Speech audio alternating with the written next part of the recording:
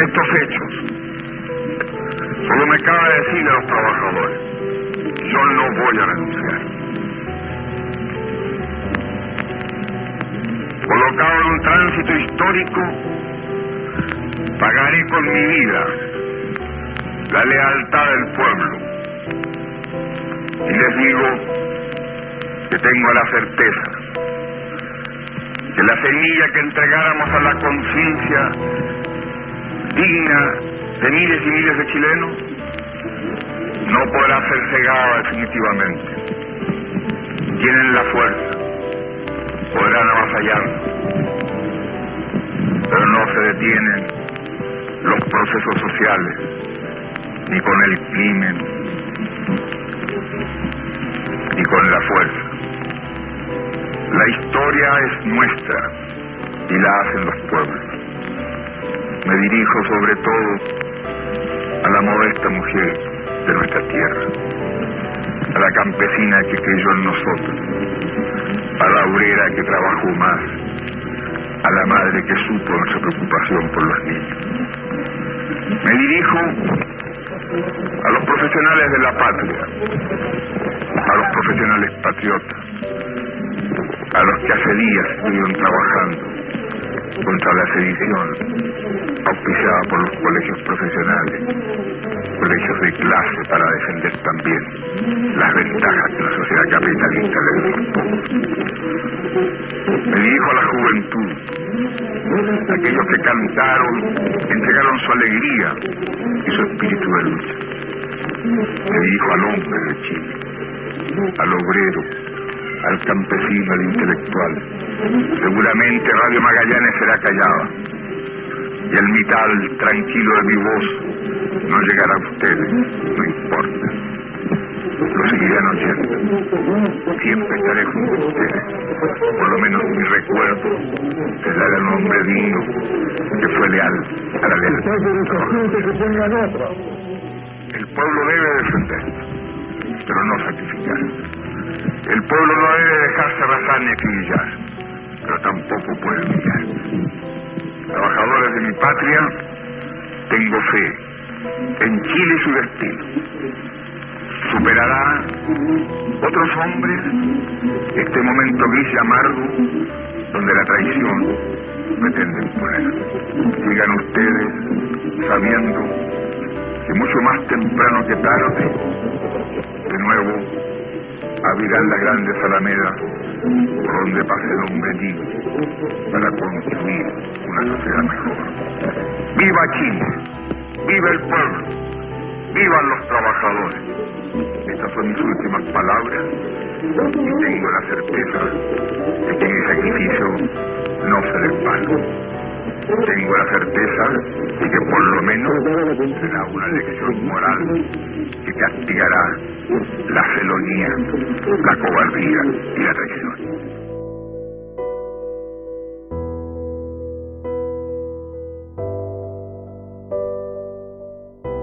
Buenas noches, queridas compañeras, queridos compañeros. Estamos grabando esta sesión de hoy día, donde vamos a escuchar a dos prestigiosos historiadores chilenos. Nos acompañan compañeros de otros países muy cercanos, como el compañero Raúl de Brasil, Estado de Río Grande do Sul, ¿no?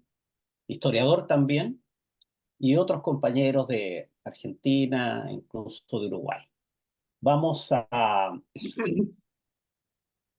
hacer un formato en que primero vamos a escuchar la exposición del compañero Luis Corbalán sobre la intervención imperialista en el proceso revolucionario de la Unidad Popular. Luego vamos a abrir la conversación a través del chat, por favor, consultas, comentarios. Luis Corbalán los va a responder. Luis Corbalán Márquez es historiador de la Universidad de Valparaíso y se ha especializado en este tema, entre otros, ¿no? Pero este es un punto fuerte en su estudio. Y posteriormente la compañera María Angélica Yane va a hacer su exposición sobre los movimientos sociales y del símil modo, vamos a hacer consulta a través del chat, vamos a hacer comentarios a través del chat, y la idea aquí es mirar la historia para aprender de ella, un poco con una mirada de futuro, de lecciones para las luchas actuales y para lo que hay que construir, ¿no? Esto se está grabando y va a ser difundido a posteriori, por lo tanto es importante que mantengan todos los que puedan sus cámaras encendidas y los micrófonos apagados para efectos de poder hacer una grabación lo más limpia posible. Muchos compañeros y compañeras, especialmente de Chile, pero también de otros países, hubieran querido estar con nosotros esta noche, pero se está realizando una multiplicidad de actos en sitios de memoria, en distintas plazas, en distintos puntos del país, y eso está muy bien, ¿ya? Es un tributo que se rinde a los que ya no están con nosotros, pero a nosotros nos ha parecido importante enfatizar este momento de aprendizaje de lecciones. Voy a dejar a la compañera María Antonieta que va a dirigir este conversatorio. Ella es integrante de la directiva de Memoria y Futuro y va a ser la conductora de esta reunión. María Antonieta, adelante. Muchas gracias Jaime. Buenas noches, compañeras, compañeros. Bienvenido a este espacio de formación, de reflexión en este día tan importante para nosotros como personas de izquierda, como personas que vemos el mundo a través de los ojos de Allende. Como bien decía el compañero Jaime, nos acompañan hoy día don Luis Corbalán Márquez, académico universitario, autor de numerosos libros, quien nos va a exponer sobre la intervención norteamericana en Chile y su relación con el golpe de Estado. Vamos a escuchar a Luis y toda formulación de preguntas o comentarios les pedimos que la hagamos por el chat para que después podamos recopilarlas y así Luis nos pueda dar sus opiniones y comentarios. Adelante, querido compañero. Buenas noches a todos, en primer lugar. Quiero dar también mis agradecimientos a Memoria y Futuro por la invitación que me han hecho a exponer, ¿no?, sobre el tema indicado. A los efectos, elaboré una ponencia que la titulé El golpe fue extranjero. Y dice así: el golpe del 11 de septiembre es inconcebible sin la decisiva intervención de los Estados Unidos. Bajo este supuesto, el objetivo de esta ponencia es exponer algunos fragmentos de lo que sobre el tema dicen los documentos o algunos documentos desclasificados por el gobierno de Washington. Esto sin dejar de reconocer que la intervención norteamericana en Chile viene de mucho más atrás. Sin ir más lejos, recordemos que a comienzos de los 60, los Estados Unidos empezaron a financiar y a reorganizar al Partido Demócrata Cristiano, a fin de que ganara el gobierno en Chile e implementar aquí un contramodelo progresista a la Revolución Cubana, que fue la Revolución en Libertad, entre comillas, la que a su vez debía impedir el ascenso de la izquierda en nuestro país. A esos efectos, Washington organizó y financió la campaña del terror de 1964, sin ir más lejos, y otras medidas en las que, por razones de tiempo, no podemos detener. Todo esto está fundamentado, ¿no?, respaldado con documentos precisamente norteamericanos. Un punto alto de la intervención norteamericana en Chile, que sí debemos subrayar, fueron las presidenciales de 1970, en la cual Washington decidió no apoyar a ningún candidato en particular, sino centrar sus esfuerzos en desprestigiar a la candidatura de Salvador Allende, siempre financiando la consabida campaña del terror. Pero estos esfuerzos, a diferencia de 1964, fracasaron. Como es sabido, el 4 de septiembre de 1970, Salvador Allende se impuso a sus competidores por un estrecho margen. Frente a ello, de inmediato, se desplegaron diversas medidas por parte de los Estados Unidos. Destaco una. El 15 de septiembre, o sea, la semana siguiente de la elección, se celebró en la Casa Blanca una reunión en la que participaron el presidente Richard Nixon, el asesor de seguridad Henry Kissinger, el director de la CIA Richard Helms y el procurador general John Mitchell, entre muchos otros, la cúpula, ¿no?, de Estados Unidos. En ella el presidente Nixon afirmó, comillas, un gobierno de Allende en Chile no es aceptable para los Estados Unidos. Cierre de comillas. Bajo este predicamento procedió a ordenar a la CIA que tomara medidas para, comillas, impedir que Allende accediera al poder. No importan los riesgos involucrados, dijo Nixon, al tiempo que ordenó elaborar un plan de acción, comillas, sin participación de la embajada. 10 millones de dólares, más si es necesario. Trabajo a tiempo completo. Los mejores hombres que tengamos. Plan de acción. Hacer que la economía chilena aúlle. 48 horas para tener disponible el plan de acción. Cierre de comillas. A la fecha, los esfuerzos norteamericanos orientados a impedir el ascenso de Salvador Allende terminaron dando lugar a dos planes paralelos, Track 1 y Track 2, según lo nombran los documentos norteamericanos. Track 1 contemplaba el llamado Gambito Frey, ideado por el embajador Corry, quien se lo comunicó a Frey, plan que consistía en que el Congreso Pleno en Chile eligiera a la segunda mayoría, Jorge Alessandri, quien ya elegido presidente renunciaría, dando lugar a una nueva elección presidencial, a la que se presentaría Frey, con el apoyo de la derecha y la DC, y ganaría.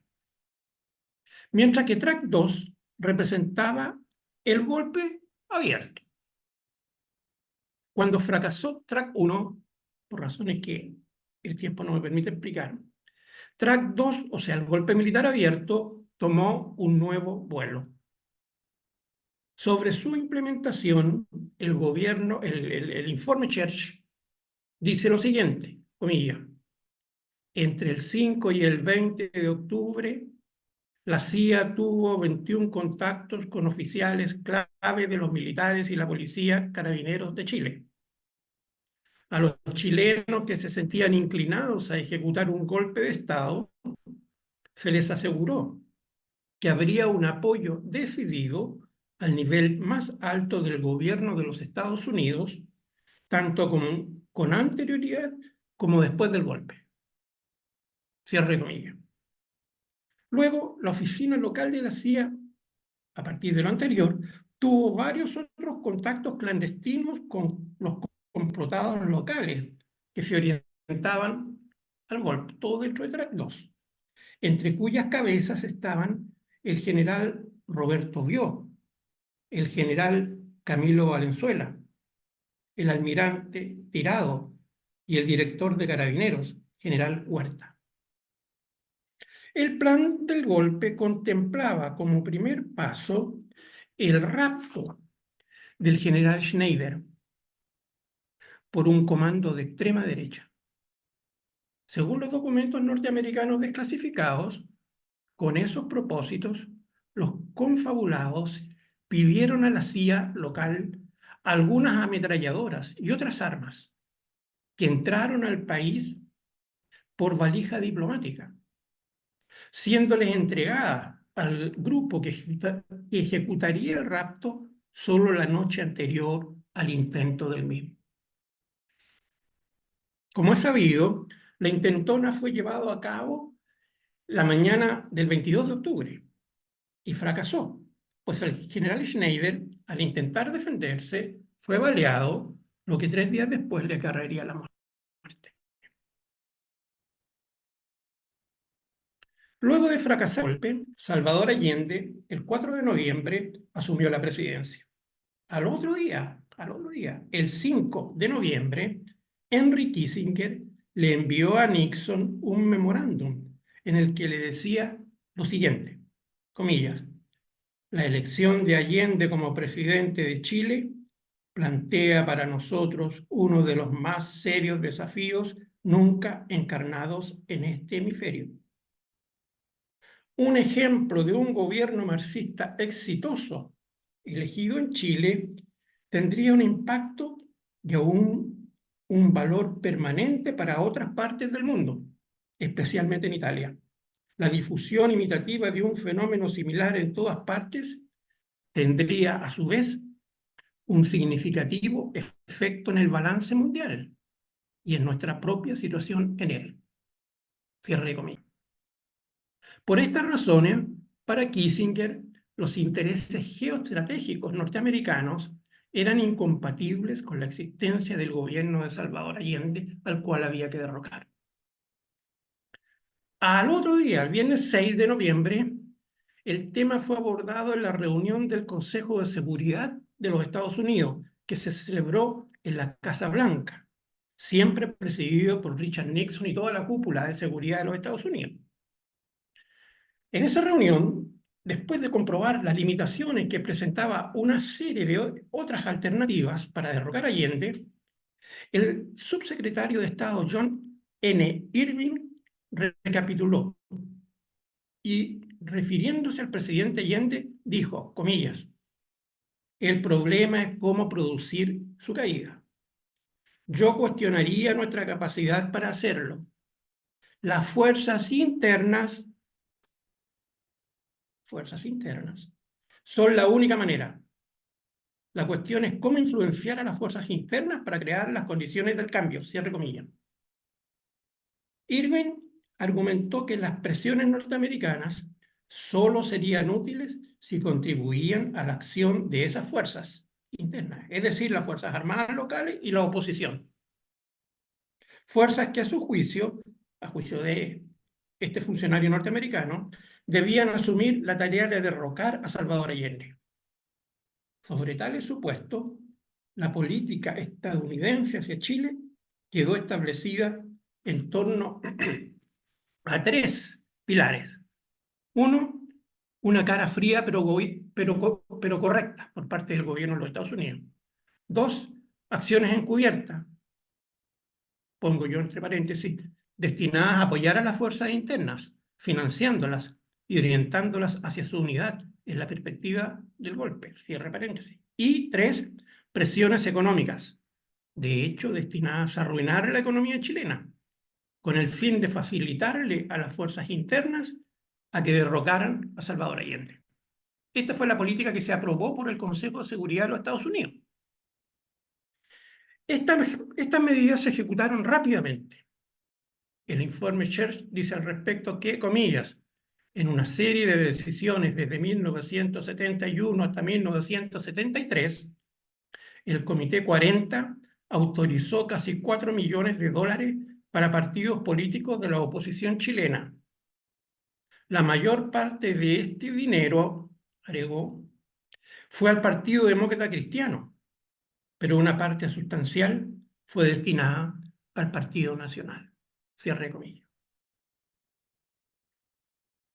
En otra parte, el informe Church, cuyo nombre oficial es Acciones encubiertas en Chile, cuyo autor es el Senado de los Estados Unidos, esto lo dicen los senadores de Estados Unidos, es la comisión presidida por el señor Church, por eso se conoce con el nombre Informe Church.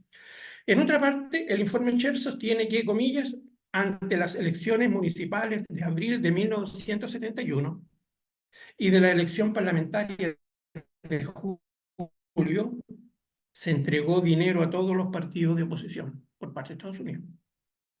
En noviembre de 1971, agrega el informe, fueron aprobados fondos para fortalecer al Partido Demócrata Cristiano, al Partido Nacional y grupos disidentes.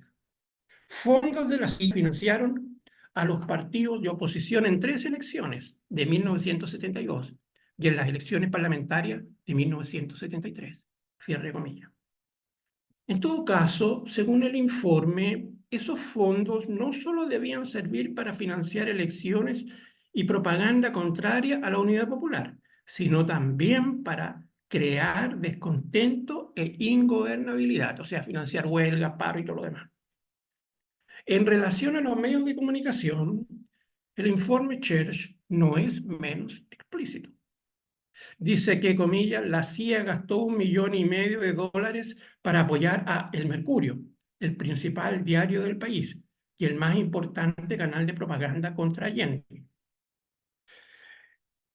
Cierre de comillas. De acuerdo con los documentos de la CIA, comillas, estos esfuerzos tuvieron un rol significativo en la creación de las condiciones para el golpe militar del 11 de septiembre de 1973. Cierre comillas. Más adelante el informe sostiene que, comillas, la operación de propaganda más importante de la CIA financió una gran variedad de actividades. Se elaboraron varias revistas de circulación nacional por parte de la CIA y un gran número de libros y estudios especiales.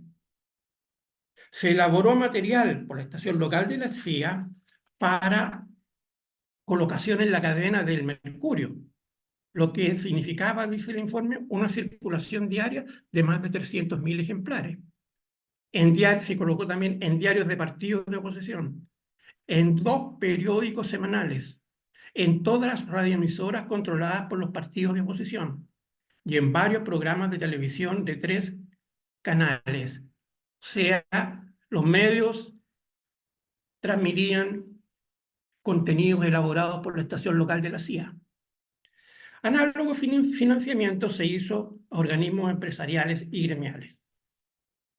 En otro plano, el informe Church sostiene que, comillas, durante los años de Allende, la CIA trabajó para lograr una oposición unificada. Cierre comillas. El otro hecho importante que cabe subrayar consistió en que, según el informe Church, comillas, ya en septiembre de 1971, una nueva red de agentes estaba en su lugar, de agentes de la CIA, y la oficina local de la CIA recibía informes casi a diario de nuevas conspiraciones golpistas. Cierre comillas. El informe agrega que por entonces, comillas, la oficina local de la CIA y la oficina central de la CIA comenzaron a explorar maneras de utilizar esta red. Cierre comillas. Mientras que, comillas, en enero de 1972, la CIA ya había infiltrado exitosamente al grupo de militares que tenía más posibilidades de dar un golpe exitoso y estaba en contacto con su líder a través de un intermediario. Cierre comillas. A lo dicho hay que agregar las presiones económicas implementadas por Estados Unidos en contra de Chile. Esas presiones alcanzaron una considerable eficacia ante el hecho de que la economía nacional era y es altamente dependiente de factores externos. Washington, para arruinar la economía del país y potenciar las acciones de las fuerzas internas que debían dar el golpe, contaba con dicha debilidad. Bajo tales supuestos fue que el país del norte elaboró su estrategia económica frente al gobierno del presidente Allende. Esa estrategia, dice el informe Church, comillas, fue diseñada al más alto nivel del gobierno de los Estados Unidos y coordinada por equipos de trabajo interagencia. Cierre comillas. Un elemento central de esta política contemplaba que, comillas, Estados Unidos haría uso de su posición predominante en instituciones financieras internacionales para impedir el flujo de nuevos créditos multilaterales u otro tipo de ayuda financiera a Chile. Cierre comillas. El informe Church agrega que, comillas, el efecto combinado de la negación de créditos externos y de las huelgas del cobre fueron devastadores para las reservas internacionales de Chile. El 20 de agosto de 1973, estando el golpe en plena marcha, según documentos desclasificados de Estados Unidos, el Comité 40 aprobó $1 millón para la oposición, los cuales debían servir para sufragar los gastos vinculados a las medidas finales que debían dar paso al golpe. Como sabemos, se produjo durante las semanas siguientes, golpe que a la luz de los datos expuestos podría calificarse de extranjero, aunque realizado mediante personal nativo, financiado y subordinado a la potencia foránea a cuyos intereses geoestratégicos el golpe respondió. Gracias, espero no haberme pasado en el tiempo. Muchas gracias, compañero Luis. Muy ilustrativo su ponencia. Nos damos cuenta del tamaño y de la fuerza de la colisión de intereses que estaban ahí coludiéndose para producir este fatídico hito en nuestra historia, ¿no? Compañeros, compañeras, les invito si podemos hacer comentarios o preguntas a través del chat. Por lo pronto hay saludos de distintos compañeros que nos acompañan desde el Gualmapu, desde Santiago de Chile, desde Chillán también. Así que saludarles. Acá tenemos una pregunta, compañero Luis. ¿Qué símil ve con lo que sería hoy día lo que está sucediendo en Venezuela desde hace unos años y particularmente a raíz de las últimas elecciones? ¿Se podría hacer alguna asimilación de la intervención norteamericana con el país de Venezuela y su proceso revolucionario y lo ocurrido en Chile? Respondo al tiro, ¿no? ¿Sí? ¿Tan amable?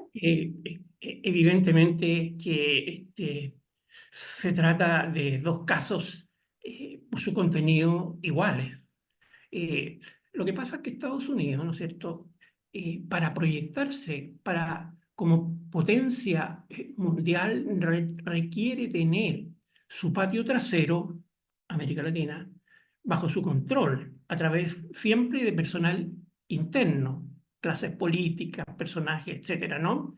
Y cuando pierde el control y el poder en países que se emancipan, ¿no?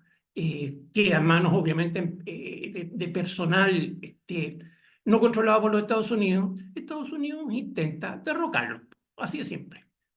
Y eso pasó con Salvador Allende, y eso es lo que intenta hacer con Venezuela. Lo que pasa es que en Venezuela no ha podido, entre otras cosas porque las Fuerzas Armadas de Venezuela no están en la Escuela de las Américas, ni tienen este control y adoctrinamiento norteamericano. Pero para no alargarme más, sin duda que se trata de casos totalmente análogos, por las razones indicadas. Perfecto, compañero Luis. Nos queda muy claro ahí la analogía y claro el predominio, como usted señala, de Estados Unidos, ¿no? El historiador Raúl Carrión le manda muchas felicitaciones por la exposición y Gracias. enfatiza, y Estados Unidos tiene el cinismo de afirmar que defiende la democracia y los derechos humanos. Claramente una actitud altamente psicótica, no si uno lo pudiera graficar. Otra compañera consulta, en el contexto que hemos escuchado, la potente intervención del imperio yanqui, ¿había alguna posibilidad de consolidar un sistema socialista en Chile? Bueno, esa es una pregunta difícil de responder, ¿no? A ver, yo me he dedicado a la historia y la historia se trata de hoy día para atrás y de cosas que pasaron y no cosas que podrían haber pasado, que evidentemente requieren también una reflexión sobre ellas, pero se pueden plantear nada más que hipótesis, ¿no? Yo creo que sí, que era posible, pero era extraordinariamente difícil. El proceso de la Unidad Popular tenía dificultades muy serias y me parece que entre las dificultades más serias y que no se da en el caso de Venezuela es que la dirección política, ¿no? Del proceso chileno no era homogénea y habían dos estrategias claramente diferenciadas. Estaba la estrategia, ¿no es cierto?, de resolver el problema del poder por la vía del doble poder y no del enfrentamiento final armado, que era de los sectores más radicales de la izquierda, y estaba la vía chilena de Salvador Allende e institucional que también apoyaba al Partido Comunista y otros, ¿no? Entonces, esa debilidad creo que fue un factor muy, muy relevante y quizás si no hubiera existido, si hubiera habido una adhesión plena a la vía chilena de Salvador Allende, ¿no? Las posibilidades eran ciertas, porque habían en las Fuerzas Armadas un sector constitucionalista importante. La derecha fue capaz de generar una cierta inestabilidad movilización, ¿no es cierto?, de crisis social e institucional, y que la Unidad Popular no fue capaz de conjurar precisamente por sus divisiones. Pero en resumen, mi hipótesis es que sí, que hubiera sido posible, aunque extraordinariamente difícil, pero era posible. Pero una vía armada era más difícil todavía, y creo que no tenía chance alguna. Si alguna chance había, era por la vía institucional de Salvador Allende, en mi opinión. Correcto. Muchas gracias, compañero Luis. Hemos quedado muy ilustrados, también muy informados para poder también comentar estas situaciones en un mundo y en una izquierda en que a veces el imperialismo como que desapareció del mapa, como que ya le concedemos el virtuosismo de ser los garantes de la democracia, como bien decía el compañero Raúl ahí en su escritura. Y claramente nos ilustra respecto de no solamente el proceso histórico chileno, sino que también estas motivaciones que tiene, como bien decía usted, con este patio que cree tener Estados Unidos. Una última acotación que acaba de hacer el compañero Raúl dice: sabemos que hubo intentos de Allende de ampliar la unidad popular, atrayendo sectores de la democracia cristiana, pero que claramente no fue conseguido. ¿Qué opinión o qué comentario le produce ese intento de alianza al compañero presidente?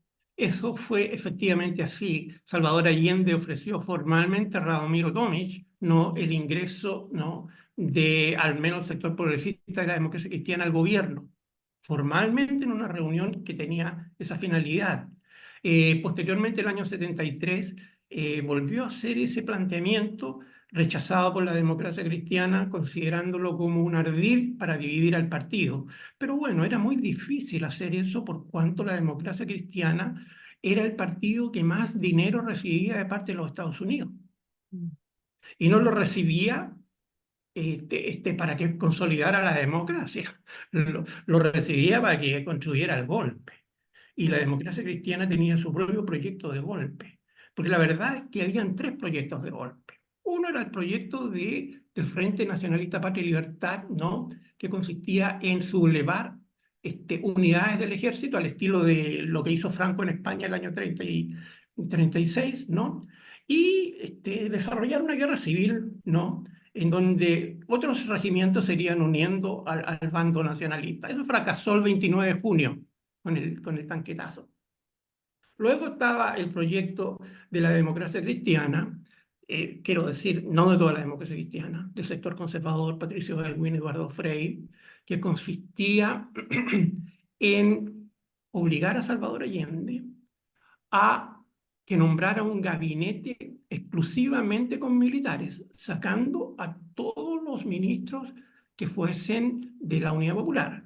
Gabinete militar que tendría facultades plenas y del cual Salvador Allende sería una figura decorativa. El mando estaría entonces entre los militares. Y esto es lo que se llamó el golpe blando.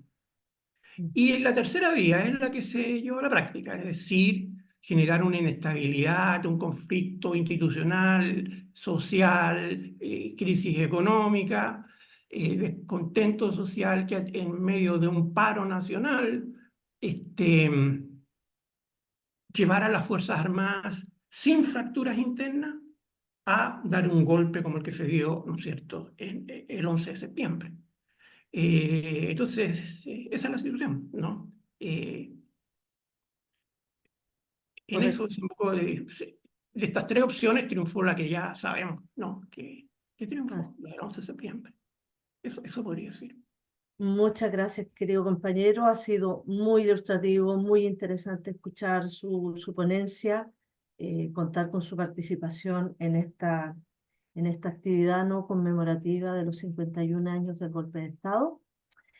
Le agradecemos su participación y ahora le vamos a dar la palabra a la compañera María Angélica Illanes, ¿no? Ella es historiadora también de dilatada carrera académica en diversas universidades, autora de numerosos libros también, y que nos presentará un tema extraordinariamente interesante también como el anterior, que es el protagonismo popular en el proceso revolucionario que liderara nuestro presidente Salvador Allende y la Unidad Popular.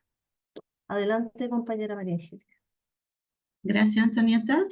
Un saludo muy afectuoso a todos ustedes, compañeros y compañeras, en este día tan significativo en que llevamos en nuestro corazón a todos los que fueron victimados, ¿no? Y que también tenemos en nuestro corazón una experiencia inolvidable vivida. Yo quisiera comenzar la presentación, también lo hice escrito para poder atenerme al tiempo. Quiero comenzar la presentación con unos párrafos de Ángel Parra, de su canción Cuando amanece el día.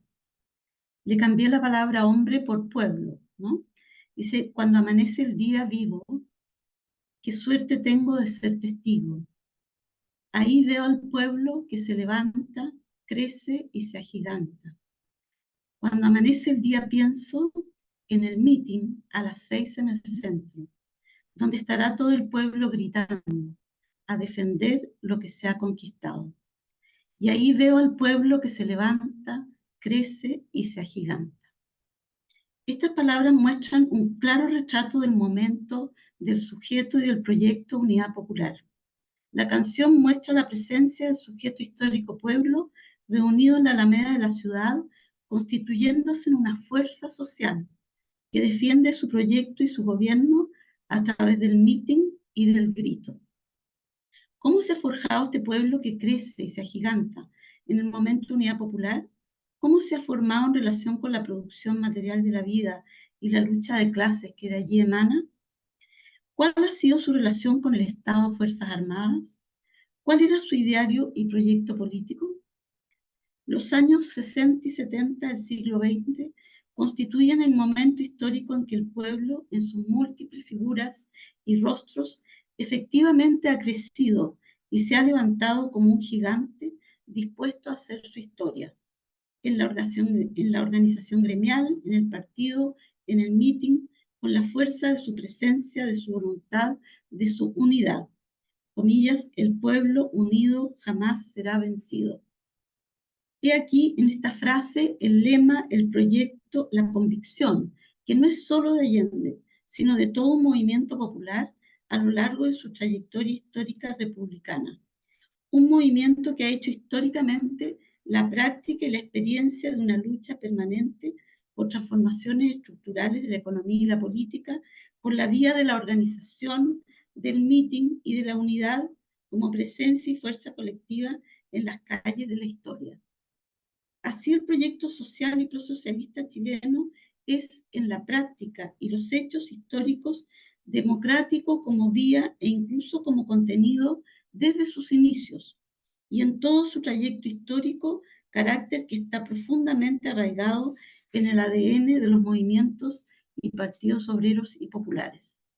El proyecto de la Vía Democrática UP sigue la línea, consecuentemente, del movimiento político obrero y popular histórico. Esta formación social, este cuerpo y proyecto popular democrático se fue construyendo por las fuerzas obreras y populares dirigidas por sus orgánicas gremiales durante todo el siglo XX, el que juicio la figura de un tiempo secular de presión popular transformadora de las fases discontinuas, dadas en función de la lucha de clases y del carácter de la relación con el Estado, Fuerzas Armadas.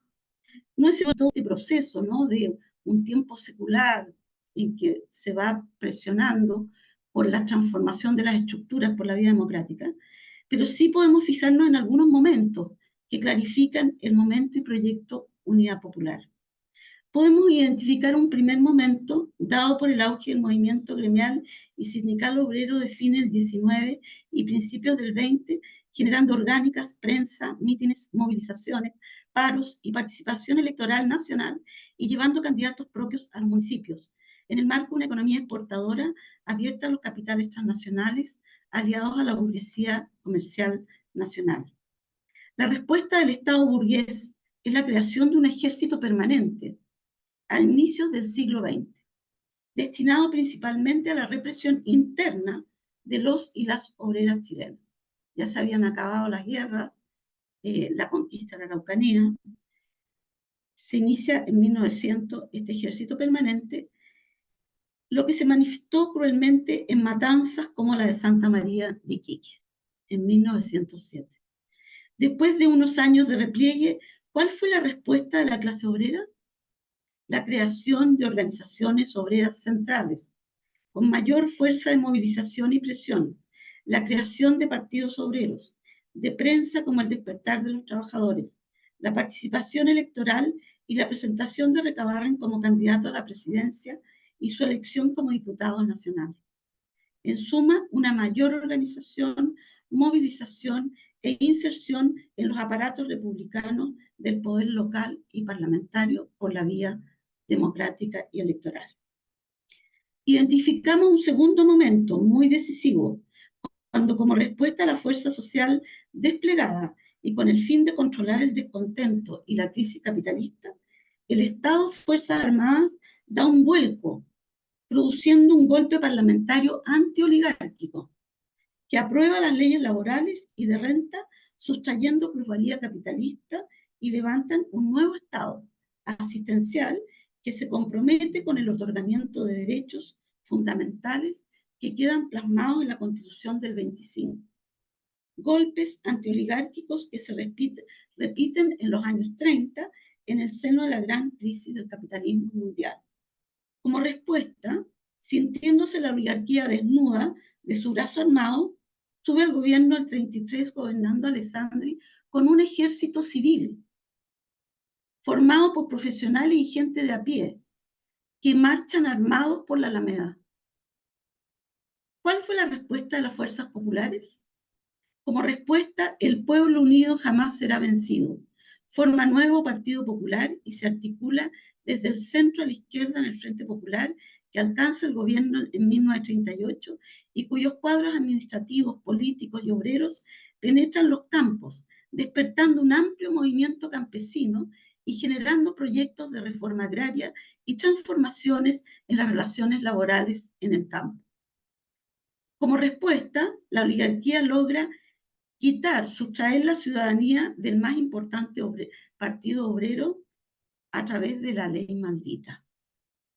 ¿Cuál fue la respuesta de las fuerzas populares? Luego de pocos años de repliegue, las fuerzas de los asalariados crean la mayor central de trabajadores, la CUT, 1953, que llena el vacío partidario y que a través de la unidad presiona sobre el gobierno autoritario que reprime a caballo, lanza y fusil. Y pronto se rearticulan las fuerzas partidarias de una izquierda unida en el FRAP, 1956, que por la vía electoral y democrática casi llevaron a Salvador Allende a la moneda, con un programa que, como han señalado algunos historiadores estudiosos del periodo, buscaba fundamentalmente transformar la democracia burguesa en términos de una mayor y más directa representación y una mayor justicia en la provisión de beneficios socioeconómicos. Grupos populares, trabajadores urbanos y rurales, jóvenes y mujeres, en 3 generaciones, abuelos y abuelas, padres, madres, hijas e hijos, tras 50 años de lucha sin pausa y democráticamente, llegaron a plantar sus banderas al unísono al momento 70 del siglo XX y de la mano de la Unidad Popular, y subieron las escalinatas de la moneda con un cansado rostro alzado.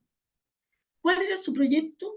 Se trataba de realizar el gobierno del pueblo por y para el pueblo, en pos de la instauración de la sociedad de la justicia e igualdad, expresada como democracia socialista, entendida como el ejercicio de una democracia popular participativa que buscaba transformar la democracia republicana en una democracia social popular que, a nuestro juicio, definía y practicaba desde ya, in situ, en esos días, en esos 1000 días, la propuesta de vía chilena a una democracia socialista con empanadas y vino tinto.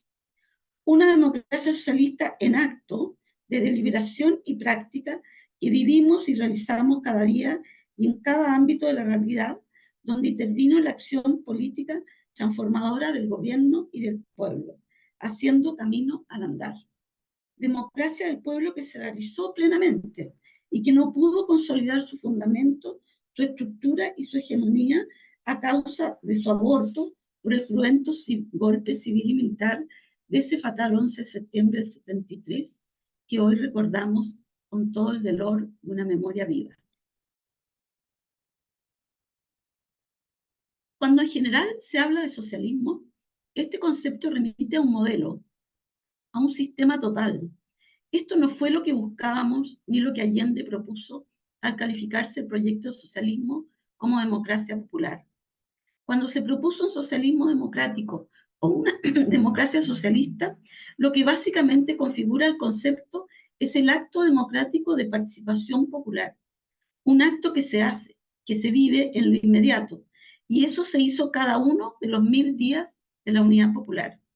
Una acción democrática popular deliberativa y constructiva de relaciones sociales igualitarias y justas. En efecto, vivimos ese socialismo democrático como práctica de poder popular en las fábricas, en las poblaciones, en los campos, en las universidades. ¿Cuáles fueron algunos de los momentos y algunos de los actos fundacionales y activos de esta democracia socialista que cada día construíamos?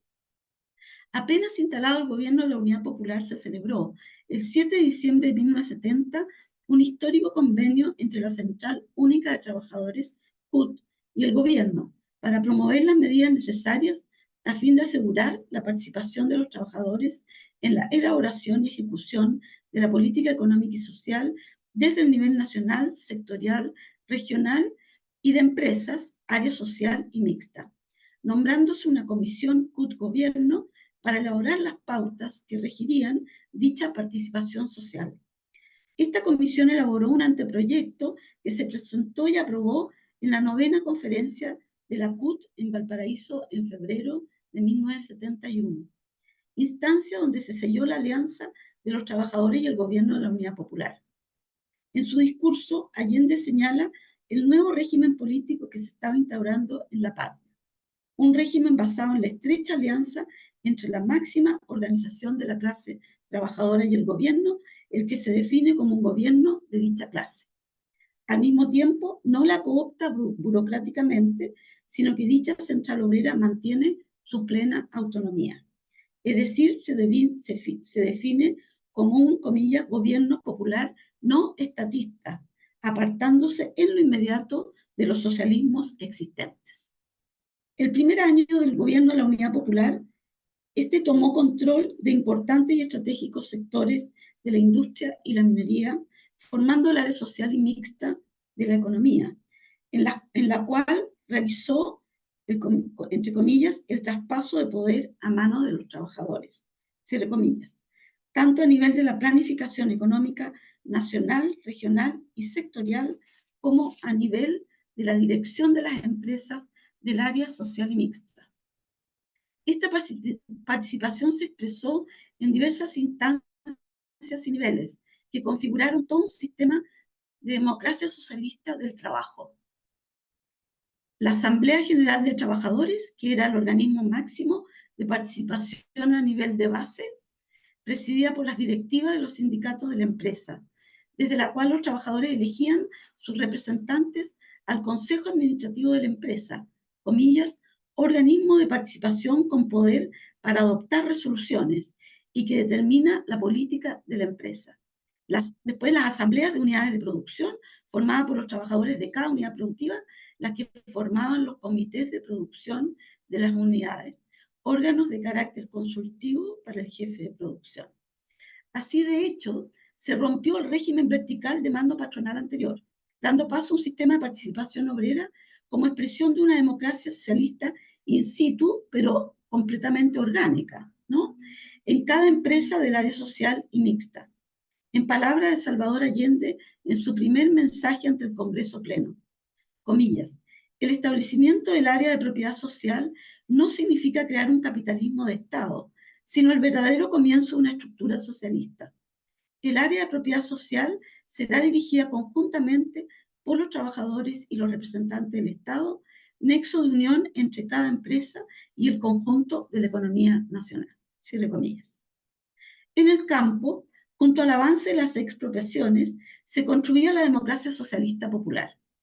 Los órganos expresivos de esta democracia social popular debían ser y fueron, además de los sindicatos campesinos y de las orgánicas de los sindicatos, se establecieron los consejos comunales campesinos, elegidos desde la base por todos los campesinos de un territorio comunal, con el fin de formar una alianza democrática entre los distintos estratos de campesinos existentes, pequeños propietarios, minifundistas, trabajadores del sector reformado, proletariado y subproletariado. Estos consejos comunales campesinos de base elegían al Consejo Provincial Campesino, formado por representantes de las federaciones campesinas provinciales y que debía recoger los acuerdos emanados de los consejos comunales para hacerlos llegar al Consejo Nacional Campesino.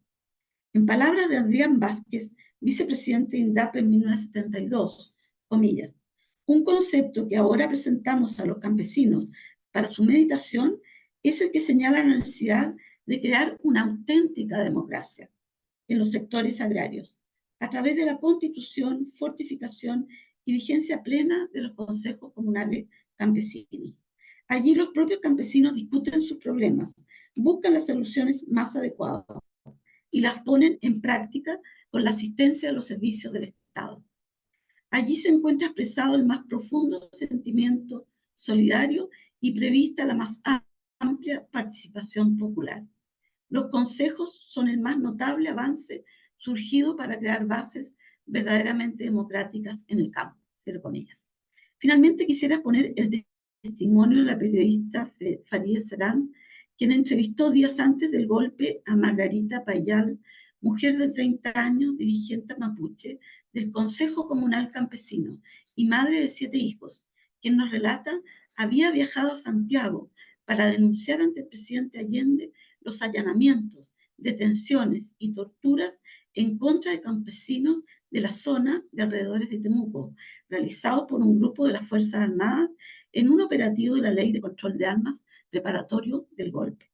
Es decir, en suma, quisiera plantear que el movimiento obrero, social y popular, quien había tenido una larga experiencia de organización y participación en sus orgánicas gremiales y partidarias a lo largo de 3 generaciones y que había levantado sus proyectos y su lucha por la vía democrática, estuvo preparado en Chile para ejercer y realizar plenamente el proyecto de democracia auténtica o democracia socialista o socialismo democrático, que fue el proyecto genuino de la Unidad Popular en Chile. En este sentido, en el sentido de la realización de su proyecto histórico de democracia socialista, fue plenamente exitoso y al respecto no hay derrota. Este proyecto y experiencia histórica solo pudo ser destruido por el más feroz golpe armado y la más cruenta y satánica masacre que hoy recordamos. Nada ni nadie será olvidado. Gracias. Muchísimas gracias, compañera. Saludar su extraordinaria presentación sobre un tema secular, ¿no? Y central del modelo de la Unidad Popular, como fueron los procesos de participación, que recoge además todo ese proceso histórico que comenzamos a vivir en nuestro país desde el inicio del siglo pasado. Quisiéramos revisar acá comentarios de los compañeros. Hay felicitaciones de parte de nuestro compañero Raúl Carrión ahí desde Brasil, que estaba ya también a puertas de despedirse. Le manda sus felicitaciones, compañera María Angélica. Patricia Vargas agradece la información dispuesta. Muy interesante este enfoque y me voy a permitir hacerle una pregunta. Toda esta construcción social, ¿no?, que vive estos sujetos sociales desde la época de la organización de los partidos populares, ¿no? El primer gran referente como fue el Frente Popular en los años 30. Si uno pudiera hacer la historia es cíclica y a veces no obedece muchas homologaciones, pero ¿qué elementos constitutivos observa usted en el día de hoy, en nuestros sujetos sociales posmodernos, ¿no?, que estamos viviendo hoy, que nos pudiera retrotraer a la construcción de este sujeto social de izquierda, progresista, consciente, que en algún minuto nosotros advertimos a lo mejor algunas luces en el estallido social, desde el punto de vista de la rebeldía, desde el punto de vista de la desafección con el modelo neoliberal. Observando desde el punto de vista de la historia, ¿cómo se observa este sujeto social hoy día en Chile? ¿Podemos aspirar a esta construcción? ¿Cuáles serían un poco las señales para eso? Bueno, en realidad la historia es la historia de las luchas. Siempre hay luchas que palpitan, ¿no? Y sin duda, desde fines de la dictadura, ¿no? Desde las décadas del 80, pudimos vernos también a todos luchando, ¿no? Reaccionando, construyendo la democracia. Fue una década en que no descansamos, fue una década de lucha sin pausa y sin descanso, y siempre fue, digamos, en función del restablecimiento de la democracia. Luchamos con barricadas, con cacerolas, con lápices, con todo con orgánicas también, ¿no? Y en ese sentido, entonces, ahí se manifestó el pueblo histórico, ¿no? Como con todo su aprendizaje, especialmente en la época de la Unidad Popular también. Y bueno, vino un proceso de consolidación del neoliberalismo desde la década del 90, que sin duda paralizó este movimiento por un tiempo. En general, los gobiernos como con un sello más progresista tienden como a paralizar un poco, en el sentido de el pueblo parece que les da una luna de miel, ¿no? a estos gobiernos para que levanten su proyecto. Pero pronto vinieron las luchas, ¿no? No hay que olvidarse de las luchas estudiantiles que se dieron durante el tiempo de los 90 y del 2000, ¿no? Las luchas estudiantiles, las luchas feministas, las luchas también de la AFP, las luchas también de otros grupos, y especialmente la lucha del pueblo mapuche, que ha acompañado todo este tiempo. Ha sido una lucha que no ha parado desde los años de la dictadura, de los años 80, hasta ahora, tomando distintas figuras. Entonces, sin duda que estos tiempos de consolidación de un neoliberalismo muy radical, que tiene copada toda la realidad, y en una situación también de desarraigo de los partidos respecto de sus bases históricas, sin duda que ha sido mucho más difícil y será más difícil el camino de estas luchas, ¿no? Y si queremos que vuelvan, digamos, tenemos que luchar también porque los partidos dejen de ser lo que yo digo, que son partidos de maceteros, ¿no? Que han perdido sus raíces en la tierra de la comunidad y están instalados en estos aparatos enclaustrados y se mueven según donde esté más luminoso el sol, ¿no? Entonces, tenemos también que los movimientos sociales luchar por la reconstrucción de orgánicas que pueden ser no estos partidos, pueden ser otros, que no sean partidos de maceteros, sino que sean partidos de raíz, ¿no? De raíz profunda en nuestras sociedades, en nuestras comunidades y en nuestra historia, ¿ya? Entonces, se ha producido ahora una combinación de elementos que tienen que ver con lo que yo llamo que vivimos una dictadura de la burguesía. ¿Mm? A pesar de que estemos en una república, lo que vivimos es una dictadura de la burguesía. Todo este sistema de corrupción que apareció ahora es una expresión de eso, ¿no? La burguesía tiene la hegemonía del poder en todos los aparatos, en los medios y en todo el modo de vida también, ¿no? Que la ciudadanía está experimentando.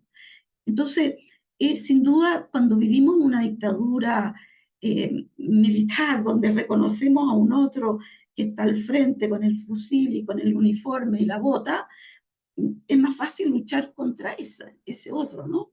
Pero ahora vivimos una dictadura de la burguesía que tiene otro carácter y que es una dictadura que penetra en todos los intersticios de la sociedad transversalmente. Y también que gana conciencia. Entonces la lucha es mucho más dura, más difícil, y en circunstancias en que los partidos y los gremios antes eran escuelas educadoras de conciencia, ahora estamos solos, digamos, no tenemos quien nos eduque, quien nos muestre, digamos, los velos que ocultan la realidad que se vive cotidianamente y que muestren la opresión, ¿no? Freire es el gran teórico de los oprimidos y entiende muy bien que la opresión es muy difícil de romper y que requiere mucha educación. La pedagogía del oprimido. En el fondo, tenemos que acceder a eso, ¿no? A levantar la pedagogía del oprimido con nuestras orgánicas, con nuestras luchas, con nuestras organizaciones, oprimidos que somos nosotros mismos. No son solo los más pobres o los analfabetos. Estamos todos oprimidos en una dictadura muy feroz y muy oculta y muy sutil. Gracias a María Angélica. Hay un comentario acá que señala lo siguiente. A los partidos progresistas de izquierda le faltó madurez en el periodo de la UP y hoy también. Además, que no tienen una referencia teórica ideológica clara, definida y fuerte. ¿Puede referirse a este aspecto? A este aspecto de esta inconsistencia ideológica que pudo haber existido en la Unidad Popular y también extrapolarla a la actualidad. Bueno, las ideologías son muy importantes, como dice Althusser, y son como el cemento que une toda la estructura, ¿no? Pero son ideologías que son de alguna manera subjetivas y en ese sentido pertenecen, digamos, a los distintos grupos que las construyen, las elaboran y de alguna manera interpretan hacia el mundo. La estructura ideológica es distinta a la estructura económica y política. La estructura ideológica, si bien es decisiva y sustantiva, es, como decíamos, subjetiva. En el proceso histórico chileno, el marxismo empieza a penetrar, digamos, a través de Recabarren y del Partido Obrero Socialista primero y después Partido Comunista, pero hay un gran movimiento popular que no necesariamente sigue las directrices de esa ideología exclusivamente, ¿no? Hay una combinación en América Latina de pensamiento, podríamos decir, más que ideología. Hay un pensamiento de izquierda latinoamericano que podríamos decir que cristaliza con el Partido Socialista en la década del 30, cuando se plantea como diferente a el marxismo y a la ideología del comunismo internacional y que se adscribe a el internacionalismo latinoamericano, ¿ya? En ese sentido, también está hablando de una ideología que se nutre de los pensadores latinoamericanos, ¿ya? Hay pensadores como Mariatti, como también algunos otros, Vasconcelos, los de la teoría, de la filosofía de la liberación. Hay marxistas argentinos que tienen un sello propio. Entonces, América Latina, de alguna manera, es un crisol de ideologías de izquierda que no por eso dejan de ser de izquierda, ¿no? Sino que tratan de alguna manera de responder a las realidades propias de América Latina, que somos un país marcado por la colonización, la conquista y la herida de los pueblos indígenas, y de un feudalismo agrario prácticamente que dura hasta la Unidad Popular. O sea, es una realidad muy distinta a el industrialismo obrero moderno de Europa. Y entonces, en ese sentido, las figuras políticas que se construyen como la unidad, el pueblo unido jamás será vencido, ese es el lema que amalgama desde el Frente Popular, se amalgaman todas esas teorías, ¿no? Está también el anarquismo, que tiene otras raíces también, y también los demócratas, los radicales, en fin, y esas construcciones de una amalgama ideológica dieron fruto en el gobierno del Frente Popular hasta que la traición de digamos, peón de Estados Unidos rompe radicalmente ese proyecto. Pero de todas maneras, esa amalgama ideológica dio muy buenos frutos durante Pedro Aguirre Cerda y Juan Antonio Ríos, ¿no? Donde se generó, digamos, una posibilidad de construir una unidad ideológica política, especialmente entre los sectores de los partidos de izquierda. Partido Comunista, Socialista, etc. Y después el FRAP y la Unidad Popular son amalgama de esa diversidad ideológica que yo diría que está muy bien cristalizada, podríamos decir, ejemplificada en el Partido Socialista. Correcto. Muchas gracias, compañera María Angélica. Muy ilustrativo, ¿cierto? Verificar que esto de los movimientos sociales en la Unidad Popular son fuente de aprendizaje, ¿no? Un poco lo que ahí señala la compañera Patricia Vargas, que señala que hoy día la juventud chilena está un poco más pasiva y probablemente eso no se compadece con este movimiento juvenil tremendamente creativo y movilizador que vivimos en el proceso de la Unidad Popular. Le agradecemos mucho su participación, muy aclaratorio también estas retrospectivas que nos permite la historia, para seguir aprendiendo, ¿no? Y seguir reforzando nuestras convicciones respecto de cómo seguimos haciendo memoria y también construyendo futuro. Voy a dejar con ustedes a nuestro director del Centro de Formación Memoria y Futuro, don Jaime Lorca Tovar, para que nos pueda ir cerrando este espacio y dando también algunas informaciones importantes. Jaime. Gracias, María Antonieta. Bueno, ha sido muy grato escuchar las dos exposiciones, han sido muy ilustrativas en el corto tiempo que tenemos en estas plataformas de Zoom. Nos ha permitido visualizar dos aspectos de los múltiples que incidieron en el gobierno de la Unidad Popular, pero dos aspectos muy centrales. Por un lado, ¿no es cierto?, la conjura del imperialismo, ¿no? Y por otro lado, ¿no es cierto?, el protagonismo popular.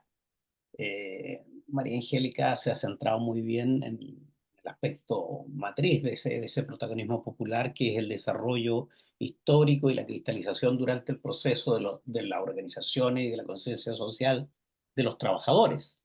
Y especialmente, ¿no es cierto?, todo ese esfuerzo de construir una democracia, de las raíces de una democracia socialista que se cristalizó en la participación de los trabajadores, tanto en la ciudad como en el campo. Acá tenemos, y le agradecemos porque el compañero está en Estocolmo, a pesar que nos tiene esos lindos volcanes del sur, que ahí dejó su alma enclavada, ¿no? Compañero Alvarado, que fue nada más y nada menos que el director principal del proyecto, ¿no?, que impulsó Arnoldo Camus en el gobierno popular del complejo maderero Panguipulli, ¿no? Y ahí hay una experiencia muy interesante y muy rica que se ha estudiado y que se ha escrito sobre participación de los trabajadores de manera muy decisiva en la administración de la empresa, que desmiente todas las patrañas que se dice que los trabajadores no pueden participar de manera consciente, disciplinada y efectiva, haciendo exitoso un proyecto desde el punto de vista económico, social, cultural, que fue el proyecto de Complejo Maderero Panguipulli.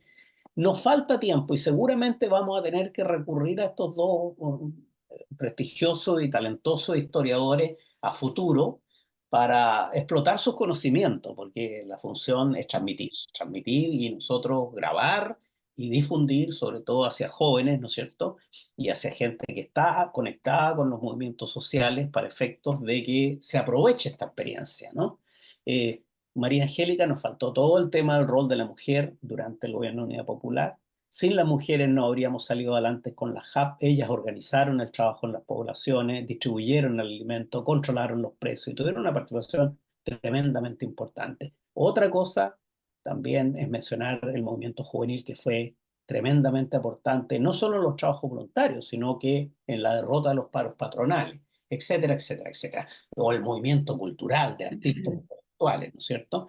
Yo creo que nos quedan otras sesiones futuras que vamos a buscar, pero hoy día nos parecía importante centrarnos en eso, ¿no? O sea, ¿qué pasó con la conjura? Porque es curioso, ¿eh?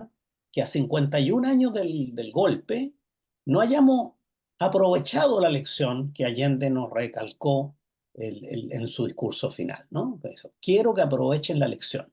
¿Quiénes fueron los que causaron el derrocamiento de Salvador Allende y la destrucción del proceso no solo revolucionario de la Unidad Popular, sino de toda la institucionalidad democrática largamente construida, ¿no? O sea, la oligarquía antipatriótica que sigue hoy día más fuerte y más empoderada, ¿no es cierto?, que nunca, ¿no? Y el imperialismo, que sigue conjurando conspirando en toda América Latina, como hemos visto el descaro de esta generala Richard, que dice que viene a por sus riquezas, ¿no? A por su Amazona, por sus hielos del sur, a por el agua dulce, a por el litio, el cobre, etcétera, etcétera, ¿no? Y entonces resulta que es sorprendente que hay gente que se dice progresista y no es capaz de ver claramente contra quién hacemos los cambios, ¿no? ¿Cuáles son las fuerzas que se lo oponen brutalmente, hoy día más civilinamente, pero cuando tienen que usar la brutalidad y la fuerza, no trepidan un minuto en hacerlo? Así que, compañeros, nosotros no miramos la historia solamente por un prurito académico, academicista, de darle vueltas a las cosas que ocurrieron, sino que de aprender de ella para, en lo posible, iluminar lo que tenemos que hacer hoy día y lo que tenemos que hacer mañana. Nosotros quisiéramos decirle que esto se está grabando para que cuando lo tengamos se lo vamos a compartir, para que a su vez nos ayuden a compartir con otros compañeros, compañeras que no han podido estar hoy día. Yo insisto, en Chile tenemos muy poca concurrencia porque los compañeros están partiendo, desde luego, de Memoria y Futuro, están todos en actividad hoy día en el Estadio Nacional, en Villa Grimaldi, en la Plaza Carlos Lorca, en Valdivia, en distintas partes. Están los compañeros haciendo presencia y junto a la gente que está homenajeando al presidente Allende y a todos los héroes y heroínas de la resistencia.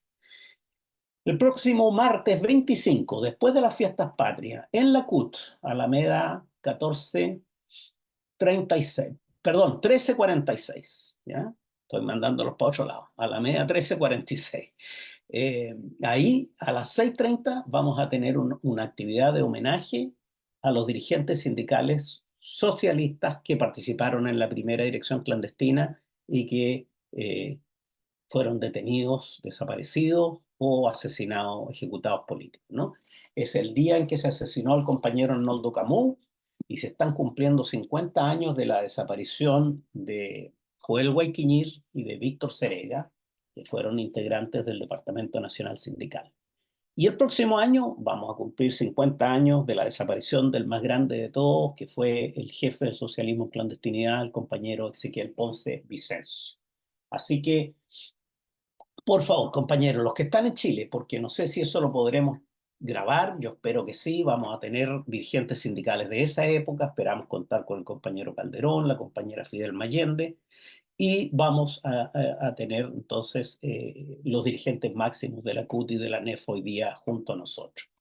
Yo le agradezco la presencia hoy día a todos, especialmente a los que están trasnochando, como el compañero Alvarado y otros que por ahí veo de Europa, a todos en general, también a los de Chile. No es ningún defecto vivir en Chile, al contrario, compañero, es una prueba de aguante en estos tiempos, ¿ya? De resistencia y eso.